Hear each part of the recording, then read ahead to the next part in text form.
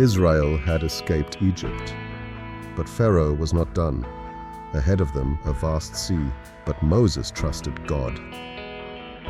Shalom, Travels team! Professor Eli here. Get ready. Let's lock the dials of our time machine and step directly onto the banks of the Red Sea. They were trapped. Behind them was the most lethal military machine on Earth. In front of them, an impassable sea of water. There was physically no way out. When the human eyes saw certain death, the eyes of faith saw a path. Moses knew that sometimes God lets us reach the end of our own strength, just to show us His. He didn't build a bridge. He didn't send a boat. God did the impossible, carving a highway right through the depths of the ocean.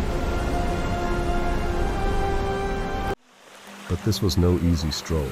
Imagine 2 million souls, mothers clutching terrified toddlers, old men leaning heavily on walking sticks, tensed arms dragging heavy wooden carts through thick, sinking mud. Beside them, rising like liquid glass, were colossal walls of seawater.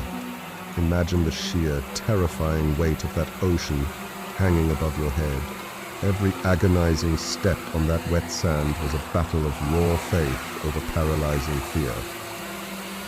The empire that trusted in its bronze armor and iron horses was swept away in a single breath. The pride of Egypt was swallowed by the very waters that set Israel free. On the other side of the storm, they didn't just find survival, they found their voices. A song of gratitude rose from the sand, declaring that their God is a rescuer. They stepped away from the water and into the quiet expanse. The wilderness was vast, dry, and unfamiliar. But they were no longer slaves. They were marching in freedom. But the songs of the shore soon faded into the dry heat of the Sinai.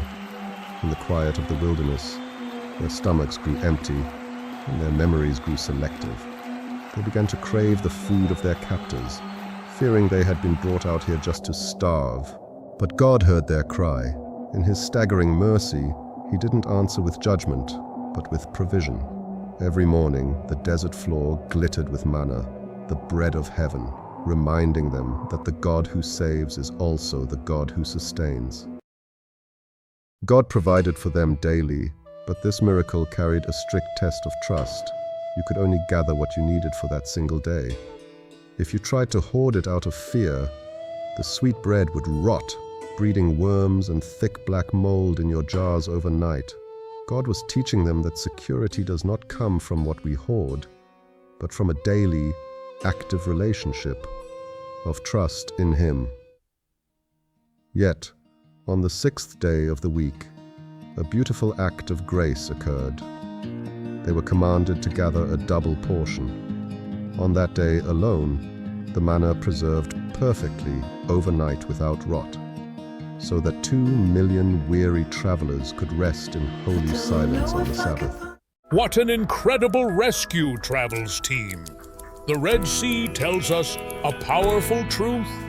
When you face an obstacle that seems completely insurmountable, stand firm. The same God who parted those waters is carving a path through your wilderness today.